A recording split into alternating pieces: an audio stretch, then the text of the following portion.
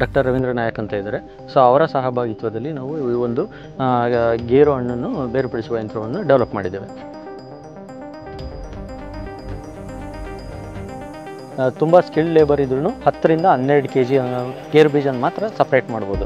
But ಈ ಒಂದು ಯಂತ್ರದಲ್ಲಿ 300 kgಗಿಂತ ಹೆಚ್ಚು 1 ಗಂಟೆ ಒಳಗಡೆ ರಾ ಕ್ಯಾಶ್ಯೂ ನಟ್ ಗೇರು ಬೀಜನ ನಾವು ಸಪ್ರೇಟ್ ಮಾಡಲಿಕ್ಕಾಗುತ್ತೆ.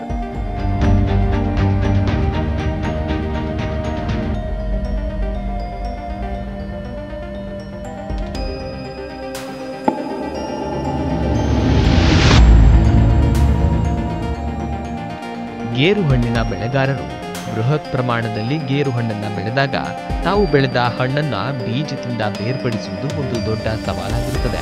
ಅದು ಕೂಡ ಒಂದು ವೇಳೆ ಗೇರು ಹಣ್ಣುಗಳು ಕೊಳೆತು ಹೋದಂತಹ ಸಂದರ್ಭದಲ್ಲಿ ಈ ಹಣ್ಣಿನಿಂದ ಬೀಜ ಬಿಡಿಸುವ ಪ್ರಕ್ರಿಯೆ ಇನ್ನಷ್ಟು ಕಷ್ಟಕರ. ಹೀಗಾಗಿ ಇಂತಹ ಸಮಸ್ಯೆಗೆ ಪರಿಹಾರವಾಗಿ ಗೇರು ಹಣ್ಣನ್ನ ಬೀಜದಿಂದ ಬೇರ್ಪಡಿಸುವ ಯಂತ್ರವೊಂದನ್ನ ಕಂಡುಹಿಡಿಯಲಾಗಿದೆ. ಹಾಗಾದ್ರೆ ಹೇಗಿದೆ ಈ ಯಂತ್ರ? ಈ ಸ್ಟೋರಿ ನೋಡಿ. ಸಂಪೂರ್ಣ ಸ್ವಯಂಚಾಲಿತ ಯಂತ್ರ ಇದಾಗಿದ್ದು, ಈ ಯಂತ್ರದ ಸಹಾಯದಿಂದ ಬೀಜ, ಪಲ್ಪ್ ಮತ್ತು ರಸವನ್ನ ಪ್ರತ್ಯೇಕವಾಗಿ ಬೇರ್ಪಡಿಸಬಹುದಾಗಿದೆ. ಗಂಟೆಗೆ 300 kg ಬೀಜವನ್ನ ಬಿಡಿಸುವ ಸಾಮರ್ಥ್ಯ ಹೊಂದಿರುವ ಈ ಯಂತ್ರ 1% ಕಡಿಮೆ ಬೀಜಗಳನ್ನ ಹಾನಿಗೊಳಿಸುತ್ತದೆ.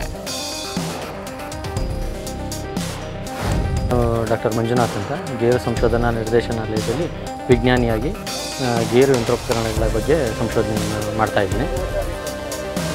ಈಗ ನಾವು ಇದು ತುಂಬ ವರ್ಷಗಳಿಂದ ನಮ್ಮಲ್ಲಿ ನಮ್ಮ ಭಾರತ ದೇಶದಲ್ಲಿ ಏನಾಗಿದೆ, ಕೈಯಲ್ಲಿ ಗೇರು ಹಣ್ಣನ್ನು ಬಿಡಿಸ್ಲಿವಂಥದ್ದು, ಗೇರು ಬೀಜನ ಗೇರು ಹಣ್ಣಿಂದ ಬಿಡಿಸೋವಂಥದ್ದು. ಇದು ಏನಾಗುತ್ತೆ ಅಂದರೆ ಒಂದು ಶ್ರಮದಾಯಕ, ಕೂಲಿ ಆಳುಗಳ ಅಭಾವ, ಮತ್ತು ನಾವು ಕಡಿಮೆ ಸಮಯದಲ್ಲಿ ಹೆಚ್ಚು ಹಣ್ಣನ್ನು ಬಿಡಿಸ್ಲಿಕ್ಕಾಗೋದಿಲ್ಲ. ಈಗ ಮ್ಯಾನ್ಯುಯಲಿ ಈಗ ಟ್ರೆಡಿಷನಲಿ ಫಾರ್ಮರ್ಸ್ ಏನು ಮಾಡ್ತಾಯಿದ್ದಾರೆ, ಒಂದು ವಾರದಲ್ಲಿ 1 ಅಥವಾ 2 ಬಾರಿ ಗೇರು ಹಣ್ಣನ್ನು ಹೆಕ್ಕೋ ಪದ್ಧತಿ ಇದೆ. ಸೊ ಅವಾಗೇನಾಗಿರುತ್ತೆ, ಗೇರು ಹಣ್ಣು ಎಲ್ಲ ಕೊಳ್ತೋಗಿರುತ್ತೆ, ಆಮೇಲೆ ಬಿಡಿಸ್ಲಿಕ್ಕೆ ತುಂಬ ಕಷ್ಟ ಆಗುತ್ತೆ. ಅದು ಫೈಬರ್ ಕಂಟೆಂಟ್ ಅಂತ ಹೇಳ್ತೀವಿ, ನಾರಿನಂಶ ಅದಕ್ಕೆ ತುಂಬ ಹಂಚ್ಕೊಂಡಿದ್ದ ಕಾರಣ ಬಿಡಿಸೋದಕ್ಕೆ ತುಂಬ ಕಷ್ಟ ಆಗುತ್ತೆ. ಮತ್ತು ಅದು ತುಂಬ ಟೈಮು ಜಾಸ್ತಿ ಹಣ್ಣನ್ನು ಬಿಡಿಸೋದ್ರಿಂದ ಈ ಬೆರಳುಗಳಿಗೆ ಕೆಲವರಿಗೆ ಅಲರ್ಜಿ ಆಗುತ್ತೆ. ಆಮೇಲೆ ಇನ್ನೊಂದು ರಿಪಿಟೇಟಿವ್ ಸ್ಟ್ರೈನ್ ಇಂಜುರಿ ಅಂತ ಹೇಳ್ತೀವಿ, ಅದು ಒಂದು ಇಂಜುರಿ ಆಗುತ್ತೆ ಬೆರಳುಗಳಿಗೆ. ಸೊ ಮತ್ತು ಈಗ ನೀವೆಲ್ಲದು ನೋಡಿರ್ಬೋದು, ಎಲ್ಲ ಕೃಷಿ ಚಟುವಟಿಕೆಗಳನ್ನು ನಾವು ಯಂತ್ರಗಳನ್ನ ಅವಲಂಬಿಸಿದ್ದೇವೆ. ಯಾಕೆ ಅಂದರೆ ನಮಗೆ ಕೂಲಿ ಆಳುಗಳ ಅಭಾವ ಇದೆ, ಮತ್ತು ಕಾಸ್ಟ್ ಆಫ್ ಆಪರೇಷನ್, ಕಾರ್ಯಾಚರಣೆ ವೆಚ್ಚ ಕೂಡ ತುಂಬ ಜಾಸ್ತಿ ಇದೆ. ಆ ಒಂದು ನಿಟ್ಟಿನಲ್ಲಿ ಗೇರು ಸಂಶೋಧನಾ ನಿರ್ದೇಶನಾಲಯ ಮತ್ತು ಕೊಯಮತ್ತೂರಿನ central institute of agriculture engineering regional station Coimbatore, Tamil Nadu Coimbatore, doctor Ravindra Nayak ಅಂತ ಇದ್ದಾರೆ. ಸೊ ಅವರ ಸಹಭಾಗಿತ್ವದಲ್ಲಿ ನಾವು ಈ ಒಂದು ಗೇರು ಹಣ್ಣನ್ನು ಬೇರ್ಪಡಿಸುವ ಯಂತ್ರವನ್ನು ಡೆವಲಪ್ ಮಾಡಿದ್ದೇವೆ. ಸೊ ಇದು ಒಂದು 3 ಫಂಕ್ಷನ್ಸ್ನ 3 ಕೆಲಸಗಳನ್ನು ಒಂದೇ ಸಮಯದಲ್ಲಿ ಮಾಡುತ್ತೆ. ನೀವು ಗೇರು ಹಣ್ಣು, ಯಾವುದೇ ಗಾತ್ರದ ಗೇರು ಹಣ್ಣು ಮತ್ತು ಬೀಜವನ್ನು ಇದರಲ್ಲಿ ಹಾಕಿದ್ರೆ ನೀವು ಅದು ಎಲ್ಲ ರೀತಿಯ ಯಾವುದೇ ಹೈಬ್ರಿಡ್ ಆಗಿರೋದು, ಸಣ್ಣ ಗಾತ್ರದ ಹಣ್ಣಾಗಿರ್ಬೋದು, ದಪ್ಪ ಗಾತ್ರದಾಗಿರ್ಬೋದು, ಅಥವಾ ಮೀಡಿಯಮ್ ಗಾತ್ರದ ಹಣ್ಣಾಗಿರ್ಬೋದು, ಅದು ಬೇರ್ಪಡಿಸುತ್ತೆ. ನೋಡಿ, ಇದರಲ್ಲಿ 3 ಔಟ್ಲೆಟ್ ಇದೆ. ಇದರಲ್ಲಿ ಜ್ಯೂಸು ಮತ್ತು ಪಲ್ಪ್ ಬರುತ್ತೆ, ಮತ್ತು ಇನ್ನೊಂದು ಔಟ್ಲೆಟಲ್ಲಿ ಇಲ್ಲಿ ಬೀಜ ಬರುತ್ತೆ. ಸೊ ಇಲ್ಲಿ ಬೀಜ ಬರುತ್ತೆ, ಇಲ್ಲಿ ನೋಡಿರ್ಬೋದು, ಈಗ ನೋಡ್ಬೋದು ನೀವು, ಯಾವುದೇ ಬೀಜಗಳಿಗೆ ಹಾನಿಯಾಗಿಲ್ಲ. ಸೊ ಇದು ಬೀಜ ಬರುತ್ತೆ ಇಲ್ಲಿ. ಮತ್ತು ಇನ್ನೊಂದು ಔಟ್ಲೆಟ್ ಇದೆ, ಇದರಲ್ಲಿ ಪೊಮೇಸ್ ಅಂತ ಬರುತ್ತೆ. ಹಿಂದೆ ಒಂದು ಔಟ್ಲೆಟ್ ಇದೆ, ಅದರಲ್ಲಿ ಪೊಮೇಸ್. ಇದರಲ್ಲಿ ಒಂದೇ ಸಮಯದಲ್ಲಿ ಒಂದು ಜ್ಯೂಸು ಮತ್ತು ಪಲ್ಪು ಮತ್ತು ಗೇರು ಬೀಜ ಮತ್ತು ಪೊಮೇಸ್ ಅಂತ ಹೇಳ್ತೀವಿ. ಇದು 3 ಇದು ಭಾಗಗಳನ್ನ ಸಪ್ರೇಟ್ ಮಾಡ್ತಾರೆ ಇದು ಯಂತ್ರ. ಇದು 1 ಗಂಟೆಗೆ ಇದು 1.25 ಲೀಟ್ರಿಂದ ನಿಮಗೆ 1 ಲೀಟ್ರ್ ಪೆಟ್ರೋಲ್ನ ಕನ್ಸ್ಯೂಮ್ ಮಾಡುತ್ತೆ. ಇದು 6 HP ಪೆಟ್ರೋಲ್ ಇಂಜಿನಿಂದ ರನ್ ಆಗುತ್ತೆ. ಇದು ಫುಡ್ ಗ್ರೇಡ್ ಸ್ಟೀಲ್ SS304 ನಾವು ತಯಾರು ಮಾಡಿರೋದು. ಸೊ ನಾವು ಫುಡ್ ಗ್ರೇಡ್ ಸ್ಟೀಲ್ ಯೂಸ್ ಮಾಡೋದ್ರಿಂದ ಏನು ಅನುಕೂಲತೆ ಅಂತಂದರೆ, ನೀವು ಎಲ್ಲ ವ್ಯಾಲ್ಯೂ ಆ್ಯಡ್, ಇದನ್ನು ಜ್ಯೂಸ್ ಆಗಿರ್ಬೋದು, ಪಲ್ಪ್ ಆಗಿರ್ಬೋದು, ಬೇರೆ ವ್ಯಾಲ್ಯೂ ಆ್ಯಡೆಡ್ ಪ್ರಾಡಕ್ಟ್ಸ್ನ ನಾವು ಡೆವಲಪ್ ಮಾಡ್ಬೋದು. ಇದರಲ್ಲಿ ಕಂಟಾಮಿನೇಷನ್ ಆಗೋದಿಲ್ಲ. ಮತ್ತು ಈಗ ಮ್ಯಾನ್ಯುಯಲ್ ಆಗಿ ಕನ್ವೆನ್ಷನಲ್ಲಿ ರೈತರು ಏನು ಮಾಡ್ತಾರೆ, 1 ಗಂಟೆಗೆ ತುಂಬ ಸ್ಕಿಲ್ಡ್ ಲೇಬರ್ ಇದ್ರೂ 10 ರಿಂದ 12 kg ಗೇರು ಬೀಜನ ಮಾತ್ರ ಸಪ್ರೇಟ್ ಮಾಡ್ಬೋದು. ಬಟ್ ಈ ಒಂದು ಯಂತ್ರದಲ್ಲಿ ಸುಮಾರು 300 kgಗಿಂತ ಹೆಚ್ಚು 1 ಗಂಟೆ ಒಳಗಡೆ ರಾ ಕ್ಯಾಶ್ಯೂ ನಟ್ ಗೇರು ಬೀಜನ ನಾವು ಸಪ್ರೇಟ್ ಮಾಡಲಿಕ್ಕಾಗುತ್ತೆ. ಇದರಲ್ಲಿ ನಾವು 96% ನಾವು ಒಂದು ಟೈಮ್ನ ಸೇವ್ ಮಾಡ್ಬೋದು, ಪ್ರತಿಶತ 96% ಮತ್ತು ಇನ್ನೊಂದು ಕಾಸ್ಟ್ ಸೇವಿಂಗ್ ಅಂತ ಬಂದರೆ ನಿಮಗೆ ಮೋರ್ ದೆನ್ 85% ನಾವು ಕಾರ್ಯಾಚರಣೆ ವೆಚ್ಚವನ್ನು ನಾವು ಉಳಿತಾಯ ಮಾಡ್ಬೋದು. ಈಗ ಮ್ಯಾನ್ಯುಯಲಿ ಒಂದು ಲೇಬರಿಗೆ ನೀವು ಎಲ್ಲ ಅವರೇಜ್ ತೊಗೊಂಡ್ರೆ ಒಂದು ದಿನಕ್ಕೆ 600 ರೂಪಾಯಿ ಒಂದು ಪೇ ಮಾಡ್ತಾರೆ. ಸೊ 1 ಗಂಟೆಗೆ 75 ರೂಪಾಯಿ ಹಂಗಾದರೂ ನೀವು ಬೀಳ್ತು. ಸೊ ಒಂದು ಕಾರ್ಯಾಚರಣೆ ವೆಚ್ಚ. ಸೊ ಹಾಗಾಗಿ ಈಗ ನೀವು ಮ್ಯಾನ್ಯಲಲ್ಲಿ ಕಂಪೇರ್ ಮಾಡೋದಾದರೆ ನಾವು ಕೆಲವೊಂದು ಫಾರ್ಮರ್ಸ್ನ ರೈತರುಗಳನ್ನ ಕಾಂಟ್ಯಾಕ್ಟ್ ಮಾಡಿದಾಗ ಅವ್ರು ಏನು ಹೇಳ್ತಾ ಇದ್ದಾರೆ, ಒಬ್ಬರು 4 ರೂಪಾಯಿ 1 kg ಕೊಡ್ತಾರೆ ಸಪ್ರೇಟ್ ಮಾಡಲಿಕ್ಕೆ, ಒಬ್ಬರು 5 ರೂಪಾಯಿ ಕೊಡ್ತಾ ಇದ್ದಾರೆ ಹೀಗೆ. ಬಟ್ ಈ ಒಂದು ಯಂತ್ರವನ್ನು ಬಳಸೋದ್ರಿಂದ ನೀವು ಬರೀ 1 ರೂಪಾಯಿ 90 ಪೈಸೆಯಿಂದ 1 ರೂಪಾಯಿ ಒಳಗೆ 1 kgನ ಬೀಜವನ್ನು ಸಪ್ರೇಟ್ ಮಾಡ್ಬೋದು. ಈಗಾಗಲೇ ಈ ಯಂತ್ರವನ್ನು ನಾವು ಮ್ಯಾನುಫ್ಯಾಕ್ಚರಿಂಗ್ ಲೈಸೆನ್ಸು ಒಂದು ಫಿಶನ್ ಅಗ್ರಿಟೆಕ್ ಪ್ರೈವೇಟ್ ಲಿಮಿಟೆಡ್ ಅನ್ನೋರಿಗೆ ವರ್ಗಾವಣೆ ಮಾಡಿದ್ದೇವೆ. ಸೊ ಯಾರೇ ರೈತರು ಅದು ಮಿಷಿನ್ ಪರ್ಚೇಸ್ ಮಾಡಲಿಕ್ಕೆ ಅಂದರೆ ಖರೀದಿ ಮಾಡಲಿಕ್ಕೆ ಬೇಕಾದರೆ ಅವ್ರನ್ನ ಕಾಂಟ್ಯಾಕ್ಟ್ ಮಾಡ್ಬೋದು, ಅಥವಾ ನಮ್ಮನ್ನಾದರೂ ಕಾಂಟ್ಯಾಕ್ಟ್ ಮಾಡ್ಬೋದು. ನಾವು ಅವರಿಗೆ ಆರ್ಡ್ರ್ ಪ್ಲೇಸ್ ಮಾಡಿದ್ರೆ ಅಲ್ಲಿಂದ ಅವರು ಮಿಷಿನನ್ನು ಪರ್ಚೇಸ್ ಮಾಡ್ಬೋದು, ಅಂದರೆ ಖರೀದಿ ಮಾಡ್ಬೋದು. ಯಾರಾದರೂ ಸ್ಮಾಲ್ ಸ್ಕೇಲ್ ಅಥವಾ ಮೀಡಿಯಮ್ ಸ್ಕೇಲ್ ಮ್ಯಾನುಫ್ಯಾಕ್ಚರರ್ಸು ಅಥವಾ ಫ್ಯಾಬ್ರಿಕೇಟರ್ ತಯಾರಕರು ಏನಾದರೂ ಇದ್ದರೆ ಕಂಪನಿಯವರು, ಅವರು ನಮ್ಮ ಕಡೆಯಿಂದ ಲೈಸೆನ್ಸ್ ತೊಗೊಂಡು ಮತ್ತು ಅವರು ಫ್ಯಾಬ್ರಿಕೇಷನ್ ಮಾಡಿ ಮಾರಾಟವನ್ನು ಮಾಡ್ಬೋದು.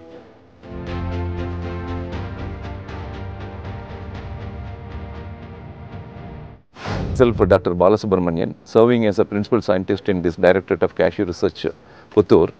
In fact, this particular machine, especially to remove the cashew nuts from the apple, it is long time back it thought of. But as such, there is no machinery available in this country. This particular machine is developed for a couple of reasons. The first reason is actually now today the labor shortage, the scarcity of laborers. They are unable to get the people for picking the nuts and separating the nuts and bringing back to the processing section. So that is one of the reasons why this particular machine developed. Another one, this is a seasonal product and the cashew apple is available all over everywhere in India. So what is happening, since it is not collected properly, the apple is not utilized again, probably making for any like alcoholic beverage or even beverages like jam, jelly, juice based food products. So since it is not available, what is happening at present, the people who are going to the field, they collect the cashew apple, bring it to one location, sit to there squatting down on the floor. They just remove the nut by twisting the nuts. Twisting the nut, they separate it. That is the practice they are following it. So what is happening, so when they take more time for this action of separating the nuts, this particular machine developed. When we feed that, once it is brought to one particular location and instead of engaging the laborers, and this machine can be utilized. Once it is fed into this particular machine, it goes in a 3 different locations. One is the location where the nuts will get a tap and it is separated, because the adhering force of that nut and apple is very, very less as far as this cashew apple is concerned. So once the nut is getting a tap and removed, and it moves to the another location where the nuts are actually passing on this sprouted roller, and whereas the cashew apple get crushed, it passes through that one, it get crushed, and juice will be coming out at the bottom, and whereas the fiber is separated. Finally, what we would like to call this one as actually a 3-in-1 apple nut separator. The major thing is actually nuts are separated, that is the primary thing.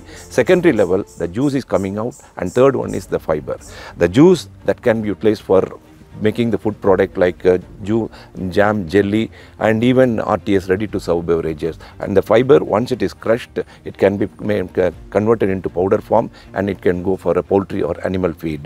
And nuts are separated, it go for sun drying or any kind of drying, and afterwards it go to the industry for nut processing.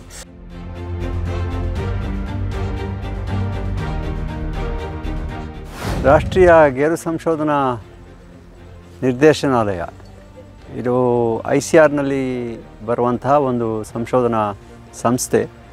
ನಮ್ಮ ಸಂಸ್ಥೆ ಸುಮಾರು 1986ರಲ್ಲಿ ಅಸ್ತಿತ್ವಕ್ಕೆ ಬಂದ ನಂತರ ಮೊದಲಿಗೆ ನಮ್ಮ ತಳಿ ಅಭಿವೃದ್ಧಿ ಕಾರ್ಯ ಬಿರುಸಾಗಿ ನಡೆಯಿತು. ಯಾಕಂದರೆ ಆ ಸಮಯದಲ್ಲಿ ತಳಿಗಳು ಜಾಸ್ತಿ ಇರಲಿಲ್ಲ.